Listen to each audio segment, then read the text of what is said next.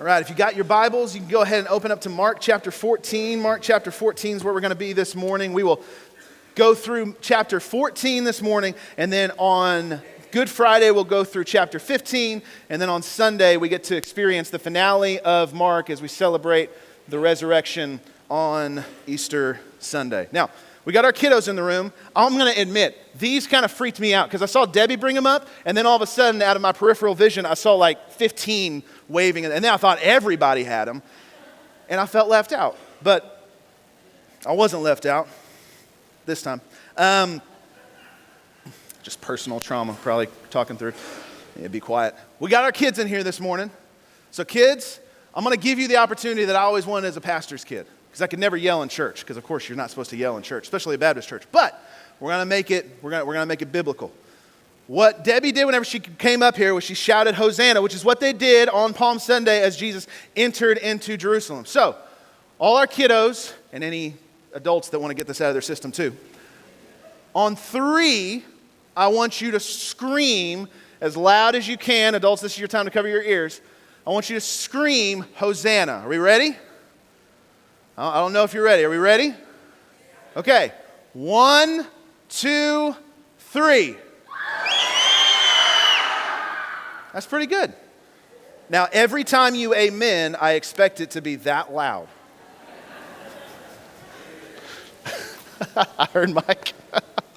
Oh, man. Okay, we've got a lot to get through this morning, but before we do that, I'm going to go through our announcements before we get into stuff so that we can end with the Lord's Supper in a worshipful state, and I'll have to come in on the back end to go through some of our announcements. So, we still have one more week. You got one more week to fill out your What Does the Bible Say cards and questions for our series that'll start after Easter. This is the last week for you to get those in.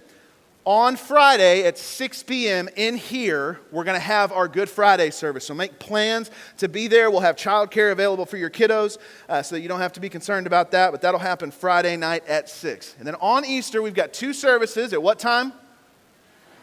9:11. That's good. You always get nervous if someone's like 9:15 and 10. It's like, well, I guess you could get here a little early or late.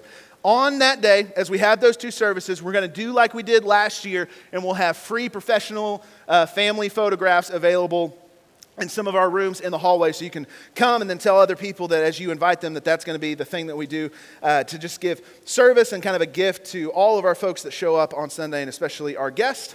On Wednesday the 15th, that evening, we're going to take time to follow up with all of the people that'll be here on Easter that are guests. That'll be an intentional time for us to pray for and have conversations with those that came and visited us on Easter.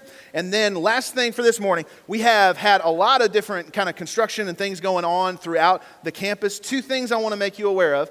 Down this hallway to the left, what used to be the old prayer room has been turned into a new mom's room. So as we have tons of young families and moms that are coming in with babies and the need to be able to feed them and have a space to be able to make sure that they can do all the things that they need to do for their babies and kiddos, that's going to be down the hall. And then the old library, which is like right here, maybe, that we've donated those books to end up being a homeschool co-op of a church in the Tulsa area that really, really needed all of those books. And since we hadn't been using those in quite some time, we made the decision to be able to donate those where they could be read regularly. And then we are kind of repurposing that space for what we're kind of calling right now the Next Steps room. That's because when people come down on Sunday and they need prayer or they need counseling or they want to ask questions or do things, right now what they have to do is talk to me like right here. And you guys are awesome and love each other and want to talk to each other after church, which is amazing. But it makes for this space to not be the most conducive for really intense counseling conversations. And we don't want to take them into a classroom where someone's going to come in and grab their purse or anything else like that. So especially getting ready for Easter, that's going to be our space where we can have people come and we can have some follow-up conversations, do ministry, pray for people, talk to them about salvation, baptism, small groups, all the things that kind of go into a response on Sunday morning. So that's the announcements. We've let everybody yell. Let's stand and read Mark chapter 14. Hear the word of the Lord. It was 2 days before the Passover and the festival of unleavened bread, and the chief priests and the scribes were looking for a cunning way to arrest Jesus and to kill him. Not during the festival, they said, so that there would be no riot among the people. While he was in Bethany at the house of Simon the leper, as he was reclining at the table, a woman came in with an alabaster jar of very expensive perfume of nard. She broke the jar and poured it on his head. But some were expressing indignation to one another. Why has this perfume been wasted? For this perfume might have been sold for more than 300 denarii and given to the poor. And they began to scold her. Jesus replied, "Leave her alone. Why are you bothering her? She has done a noble thing for me. You always have the poor with you, and you can do that what is good for them whenever you want, but you do not always have me. She has done what she could. She has anointed my body in advance for burial. Truly I tell you, wherever the gospel is proclaimed in the whole world, what she has done will also be told in her memory." Then Judas Iscariot, one of the 12, went to the chief priests to betray Jesus to them. And when they heard this, they were glad and promised to give him money. So he started looking for a good opportunity to betray him. On the first day of unleavened bread, when the sacrifice of the Passover lamb, his disciples asked him, "Where do you want us to go and prepare the Passover so that you might eat it?" So he sent 2 of his disciples and told them, "Go into the city, and a man carrying a jar of water will meet you. Follow him. Wherever he enters, tell the owner of the house, 'The teacher says, where is my guest room where I may eat the Passover with my disciples?' And he will show you a large room upstairs, furnished and ready. Make the preparations for us there." So the disciples went out into the city and found it just as he had told them, and they prepared for Passover. When evening came, he arrived with the 12. While they were reclining at the table, Jesus asked, "Truly I tell you, one of you will betray me, one who is eating with me." And they began to be distressed and to say to one another, "Surely not I." And he said to them, "It is the one of the 12, the one who is dipping bread in the bowl with me. For the Son of Man will go just as it is written about him. But woe to the man by whom the Son of Man is betrayed. It would have been better for him if he had not been born." And as they were eating, he took the bread, blessed it, broke it, and gave it to them, and said, "Take it, this is my body." Then he took the cup, and after giving thanks, he gave it to them, and they all drank from it. And he said, "This is my blood of the covenant, which is poured out for many. Truly I tell you, I will no longer drink of the fruit of the vine until the day when I drink it new in the kingdom of God." After singing a hymn, they went out to the Mount of Olives.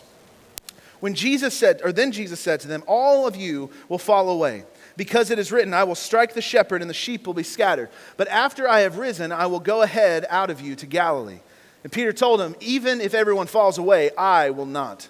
"Truly I tell you," Jesus said to them, "today, this very night, before the rooster crows twice, you will deny me 3 times." But he kept insisting, "If I have to die with you, I will never deny you." And they all said the same thing.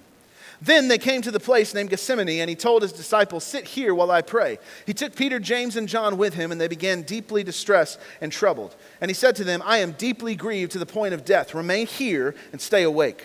He went a little farther, fell to the ground, and prayed that if it were possible, the hour might pass from him. And he said, "Abba, Father, all things are possible for you. Take this cup away from me. Nevertheless, not what I will, but what you will." Then he came and found them sleeping. And he said to Peter, "Simon, are you asleep? Couldn't you stay awake 1 hour? Stay awake and pray so that you won't enter into temptation. The spirit is willing, but the flesh is weak." And once again he went away and praying, saying the same thing. And again he came and found them sleeping because they could not keep their eyes open. They did not know what to say to him. Then they came a third time and said to them, "Are you still sleeping and resting? Enough! The time has come. See, the Son of Man is being betrayed into the hands of sinners. Get up, let's go. My betrayer is near." And while he was still speaking, Judas, one of the 12, suddenly arrived, and with him a mob with swords and clubs, and the chief priests and the scribes and the elders, and his betrayer had given them a signal. "The one I kiss," he said, "he's the one. Arrest him and take him away under the guard." So when he came, immediately he went up to Jesus and said, "Rabbi," and kissed him. Then they took hold of him, arrested him, and one of those who drew his sword struck the high priest's servant and cut off his ear. Jesus said to them, "Have you come out with swords and clubs as if I were a criminal to capture me? Every day I was among you teaching in the temple, and you didn't arrest me, but the scriptures must be fulfilled." Then, as they all deserted him and ran away, now a certain young man wearing a cloth but linen was following him. And they caught hold of him, but he left the linen cloth behind and ran away naked. They led Jesus away to the high priest, and all of the chief priests and the elders and the scribes assembled. Peter followed him at a distance, right into the high priest's courtyard. He was sitting with his servants, warming himself by the fire. The chief priests and the whole Sanhedrin were looking at the testimony against Jesus to put him to death, but they could not find any. For many were giving false testimony against him, and the testimonies did not agree. Some stood up and gave false testimony against him, stating, "We heard him say, 'I will destroy the temple and made with human hands, and in 3 days I will build yet another not made by hands.' Yet their testimony did not agree even on this."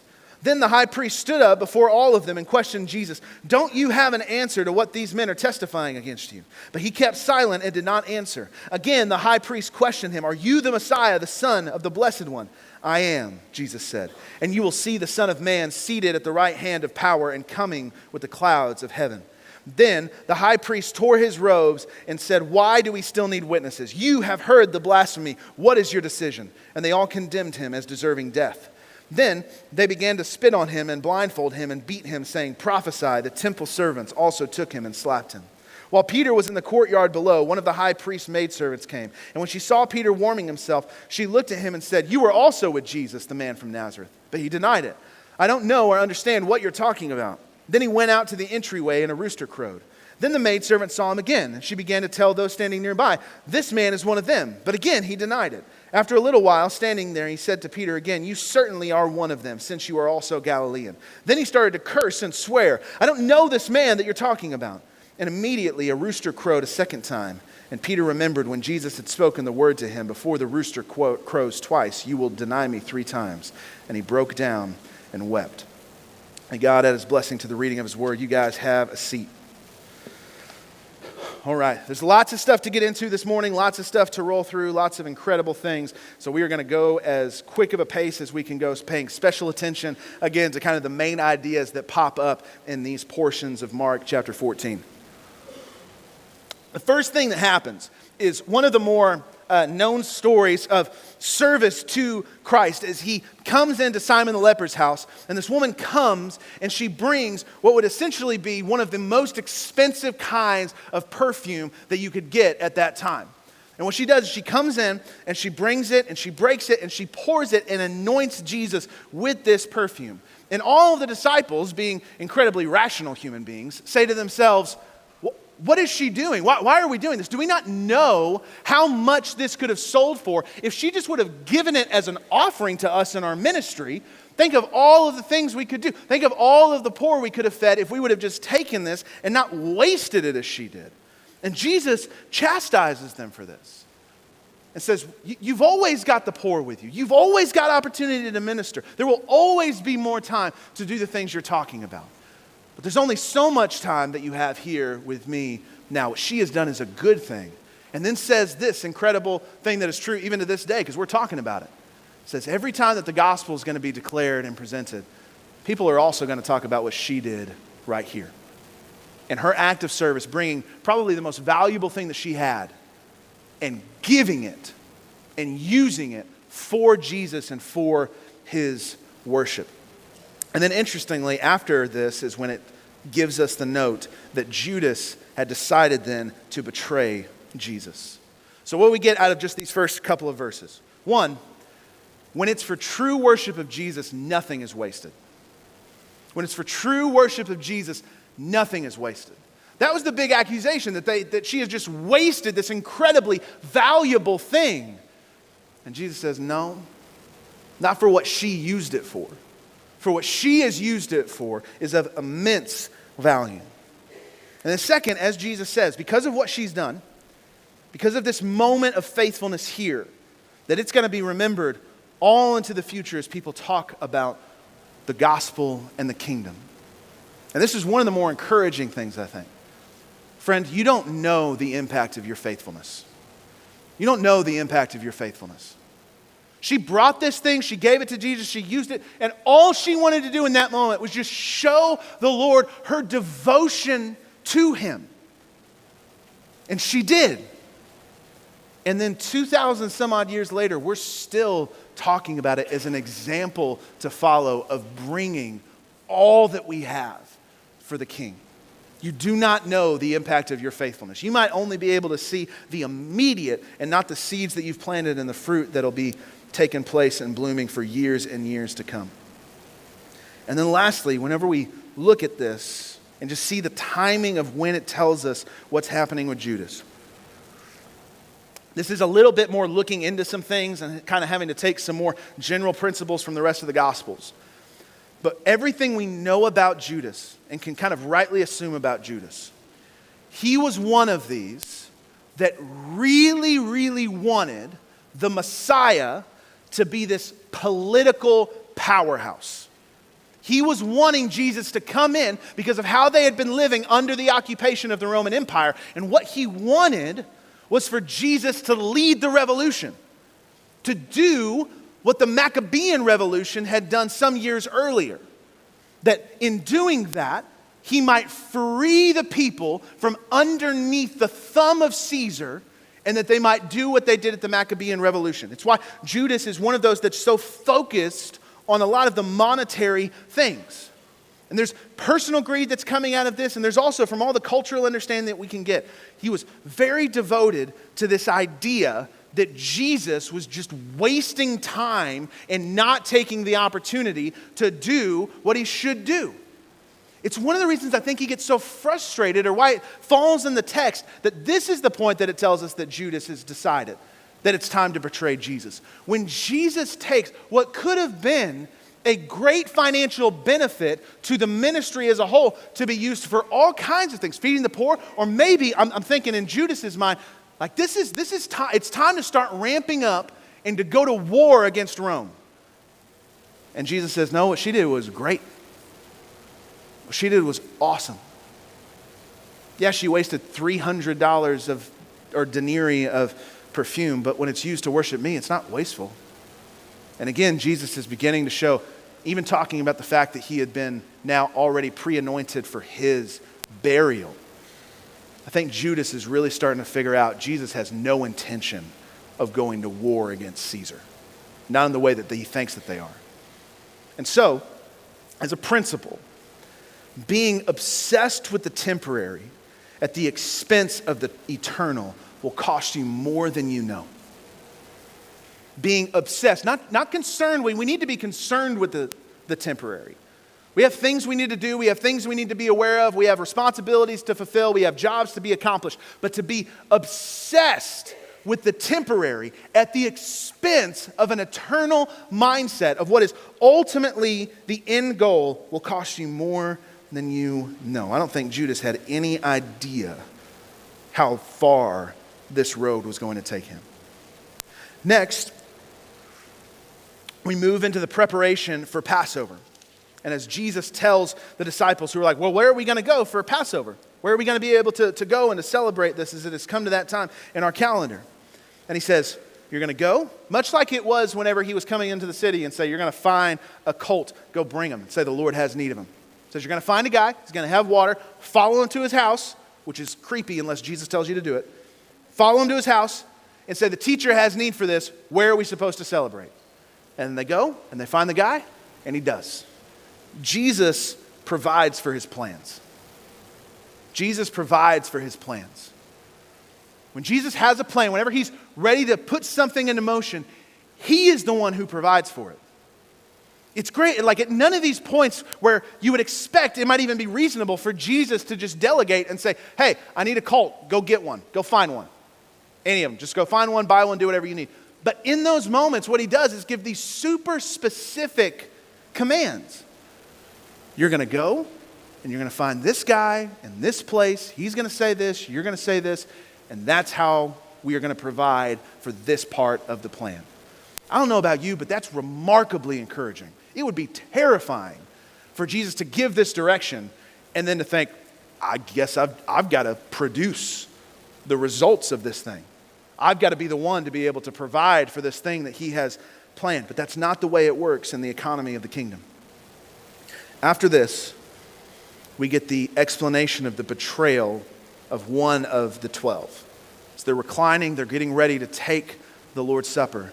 Jesus says, one of you is going to betray me. And the disciples, like you would expect him to do, are all like, not me. Probably like, who is it? Is it this guy? Is it me? That's not going to be me. Of course it's not going to be me. It would never be me. Not me. And as he does this, he gives the line that the one who dips in with me is going to be who it is, which I imagine made it the most remarkably uncomfortable, like 10 minutes of Judas's life after he did that. And in the midst of this, I think especially for our context, our culture, where we sit in the world, this is maybe one of the more impactful warnings as we live and breathe where we live and breathe. Proximity to Jesus does not automatically equal loyalty to Jesus. Proximity to Jesus does not automatically mean loyalty to Jesus.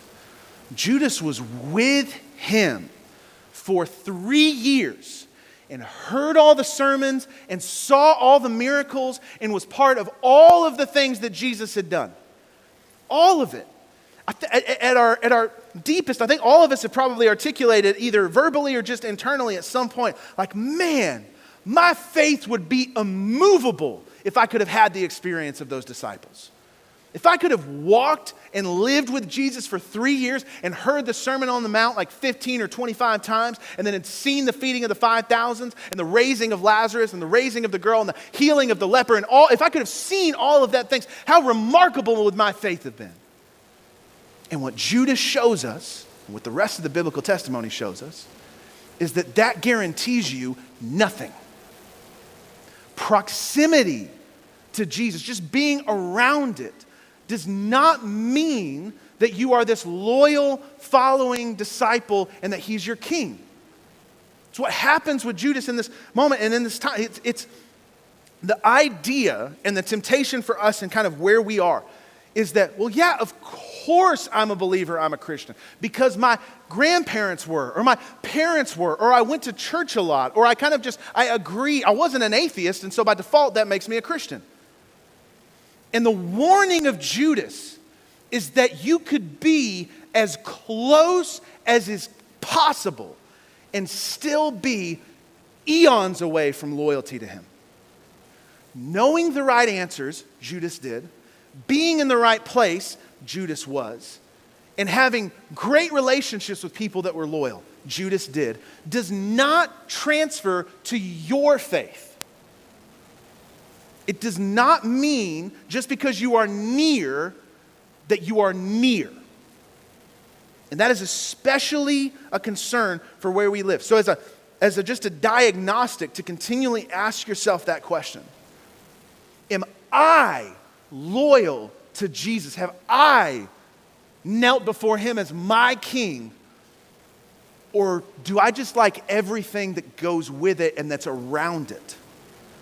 Because there's a temptation for that, and there's a possibility for that. That's what Judas shows us. After this, we move into the institution of the Lord's Supper at Passover. It's what, at the end of the service, we're going to be able to celebrate. And I would love to say that that happened because I just looked at the calendar like 14, 20 weeks in advance, and I was like, oh, that's going to line up perfectly. I did not. That's Jesus. So as we come to talk about what it was when Jesus instituted the Lord's Supper, we get the opportunity to participate that at the end of our service. It says, as they were eating, he took the bread, blessed it, broke it, gave it to them and said, take this. This is my body. And then he took a cup and after giving thanks, he gave it to them and said, this is my blood of the covenant, which is poured out for many. There's lots that we could go into the Lord's Supper. We'll do a little bit more as we come to our close. But one of the most powerful things that's shown here, Jesus is the sacrificial king. Jesus is connecting what he's about to do and what he's about to go through into what we celebrate, that we remember what his sacrifice, his work, his atoning sacrificial death, doing what we never could have done on our behalf to accomplish a victory that we could have never hoped to accomplish. Jesus is the sacrificial king. At the end of this, Jesus then tells his disciples, all of you will fall away. All of you will fall away. That's an encouraging pump-up speech if I've ever heard one. You guys are all about to bail. And of course, Peter, being Peter, does what? Everyone else might be, but not me. I'm sure everybody, that might be true of all these other guys, which I mean, the fury I feel like I would have in this moment if I was like John, as Peter's like, I think everybody else is going to fall, but not I, Lord. Okay. I'd raise my hand and be like, weren't you the one that he called Satan like a couple of weeks ago? No, but I'm sure you're good, Peter. You're his favorite. So he says this, and Peter does what you would kind of expect him to do and be like, it's not going to happen. Nope. And then it says all the rest of them were doing it too. So Jesus says this thing, who has been, batting 1,000 the entire time he's been on earth in every prediction and every miracle, but the disciples still kind of feel like, I think you're wrong on this one, Jesus. And they say, it won't be any of us. It's not going to happen. Which shows, I think, a kind of disposition that the disciples have that is true of all of us in most of our lives throughout all situations. I'm going to quote here from the incredible theologian, biblical scholar, deep thinker, Mike Tyson. Everyone has a plan until they get punched in the face. Everyone has a plan until they get punched in the mouth. Everyone thinks in this moment, as they're gathered around, they're like, no matter what comes, Lord, I will be faithful to you. I will never forsake you. I will stand beside you no matter what. That's really easy to say right after you've just had your bread and wine. That's really easy to say in the small group context of just like theoretically, if something crazy were to happen, who's going to be faithful? Oh, I, Lord, I most certainly would be. Everyone's got a plan until the moment actually happens, and we'll see soon what happens when it actually does happen. After this, it moves into the scene of the Garden of Gethsemane. And this contains some of the most, we could spend another hour or two just in this moment, but just two things I think to pull from this. This is one of the only times we get a peek into the heart and emotional life of our Lord before he enters into what he's about to do. And what he says is so incredibly powerful and moving, and I think helps us understand Jesus' humanity in a way that we rarely do. And he is agonized to the point of death, pleading with the Lord, saying, if there is any other way, I do not want to do this. If there's any other way, if you've got any other plan, I know you can do all things, Lord. There's got to be an option B. There's got to be another way for me to go through this. There's got to be, please let this cup pass from me. This is not Jesus just going through the motions and quoting things so that it can be quoted later. This is as he is praying and sweating to the point of blood, pleading with the Lord. If there is another option, I will take it. And then he says what makes it a Jesus answer. But nevertheless, not my will, your will be done. I think we have all prayed at some point this, if there's any other way, Lord, I don't want to go through this. I don't want it to go like this. I don't want it to go this way. The test of how Christ-like we are in our response is if we can, with confidence on the back end, say, but not my will, yours be done. Your will, your will, your will. Which is the challenge of the Christian life, but also encouraging because Jesus experiences it here too. Sometimes God's will won't be our wants. Sometimes God's will not be our wants. Anybody who's ever had to walk through tragedy, who's had to experience the loss of a parent or the catastrophe of cancer or somebody dying in a horrible act of a tornado or a hurricane or some natural disaster, can identify with this, that I don't want that. I don't want that. I don't want it to go like this. I don't want this to be the way that God accomplishes anything. I would rather sunshine and rainbows be the way that God accomplishes everything. But what we're about to see throughout the rest of the ending of this gospel is that is not the way that often God wills things. Sometimes his will won't be our wants, and we are going to have to, like Jesus, be able to pray through, I don't want this to happen, but your will be done, not mine. And then 2, as we see throughout the rest of this prayer time, 3 times he comes to his disciples who he needs dearly at this moment. And they're just sleeping. And he's not asking them to do anything absolutely crazy. He's just saying, will you stay up and pray with me? And they can't even do that. And then he says the line that most of us know, the spirit is willing, but the flesh is weak. Friends, often we don't have a spiritual hunger problem. We have a spiritual effort problem. We don't have a spiritual hunger. I think all of us at varying levels desire the good and right things of God. We want to see him move. We want to see him work in our family. We want to see him work in our lives. We want to see him work in our city. We want to see him work in our world, in our state, in our nation, and all of the things. We all have good spiritual desires. We want to see his kingdom come and his will be done. Our problem is often not our desire. It's whether our desire causes us to follow up with spiritual effort. If we're not careful, we will want spiritual reward without ever having to spiritually get on the field. And if we're not careful, we will do something that I think sometimes is a caution.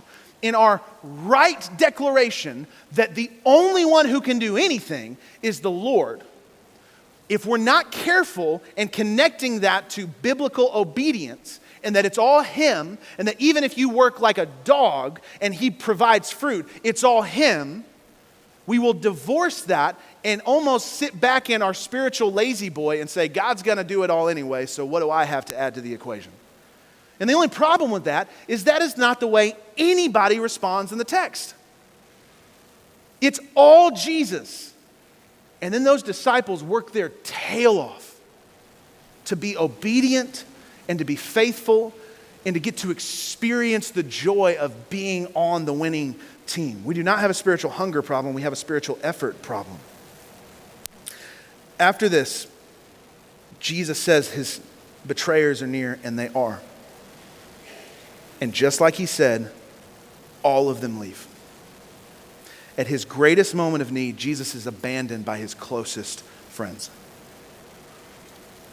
At his greatest moment of need, Jesus is abandoned by his closest friends to be left alone with the people who would be taking him to the cross. Friend, aren't you glad that he doesn't do the same thing to us? At the moment where the disciples were needed for support and prayer, or to go with him to experience the same thing he was about to experience, they bail. But our King does not do the same. Next, I know we're flying through, but there's lots to get through, and we've got more to do this morning. Jesus is on trial. This is one of my favorite passages in all of the Bible because of what it does, establishes, and teaches us. If you spend much time on social media at all, occasionally you will run into people who will make the claim that Jesus never claimed to be God. There's only one problem with that. The thing we just read. I'm trying to make it sound as nice as I can. The issue is, what they mean when they say that, is that a Western audience, a Western reader, wants this text that says book this, chapter this, verse this. Jesus says the word, I am Yahweh. He doesn't say that. The reason he doesn't say it is because that's not the way a Jewish person would say that with the context of the Old Testament. But what he says here shows us the truth. The Sanhedrin and the Pharisees have been trying, we've read multiple times now, they sought a way to kill him. They couldn't get it. They couldn't figure it out. Finally, they have Judas betray, so they know where to go get him, and they put this sham of a trial on, and it's not going very well. It literally says they're giving testimony against Jesus, but none of them could agree with each other. There's no consistency among the accusations, which you got to think the Pharisees and the Sanhedrin are this isn't even going to work. We're not going to be able to find anything to convict him on. And then finally, as Caiaphas is going at him, he says, are you the Messiah, the Son of the Blessed One? And what does Jesus say? I am. And you will see the Son of Man seated at the right hand of power, coming on the clouds with heaven. Here's what's important about this. Son of Man is a figure that, if you'll remember whenever we walked through the book of Daniel, is all through Daniel. The Son of Man is one who is worshipped as Yahweh given the authority of Yahweh, and is able to rule and reign as Yahweh. That's this figure, the Son of Man. On top of that, there's something else that's added here. It says you will see him coming on the clouds. There is only one other figure in all of the Bible who is said to be a cloud rider, and that is Yahweh. That is the God of the Old Testament. So what Jesus is saying here, he's asked, are you the Messiah? He's not even asking, are you God? We kind of import that into it. He's just asking, are you the guy that's supposed to save Israel? And he says, I am. And then he says, you will see who? The Son of Man. Everybody who read Daniel and understood Daniel would know what that means. You will see the Son of Man sitting at the right hand of power, which is another place that only divinity could seat. And he will be coming on the clouds, something only Yahweh could do. Now, why do we know that that is what that means and what he was saying? That when he was saying that was basically, yes, I am not just the Messiah, I am Yahweh. Because as soon as he does this, Caiaphas, who has been trying to figure out a way to kill this guy and hasn't been able to get it done, even in the midst of this trial, takes his robes and rips it apart because blasphemy has just been stated. What's the blasphemy? A human just said he was God. And because a human said he was God, we don't even have to have any more witnesses. Kill him. That's what's being done here. The declaration of who he is what sends him to the cross. Jesus is sent to the cross for claiming to be Yahweh. Jesus is sent to the cross for claiming to be Yahweh. What kickstarts this whole thing? They can't get it done in any way, other shape, or form until Jesus says, yes, and you will see the Son of Man seated at the right hand of power, coming on the clouds. Make no mistake, Jesus claims divinity. And then lastly, as Jesus is being slapped and spit on and embarrassed and made fun of and all of the torture he's about to endure, people start coming up to Peter and saying, oh, you're with him, right? He's like, no. This guy who just said, when everybody else fails, Lord, I'll still be with you. One no. No, I'm sure. You are with him. I know it. I've seen you before. He says, no, I'm not. The third time they come up with him, Scripture says he begins to curse them. He begins to profane them. He loses his temper, he loses control of his tongue, and he goes after them. He goes, there's no way I'm with him. And then the rooster crows, and he remembers what Jesus said. And he's broken, and he begins to weep. Because he's failed. Because he experienced what I think all of us experience at different times. This feeling in the upper room of, I got this, Lord. I got this. And then hours later, broken because he doesn't. Friend, you are not strong enough, and that's okay, because Jesus is.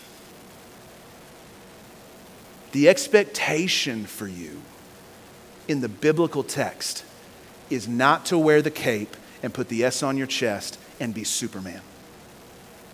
The expectation of you in the text is to freely and confidently admit, I don't got this. I'm not Superman. I need saving. I need redemption. I need reconciliation. As Adam comes up and begins to play, and as the men come up and as we prepare to take the Lord's Supper, that is what we celebrate. That is what we celebrate. So with every head bowed and every eye closed, we are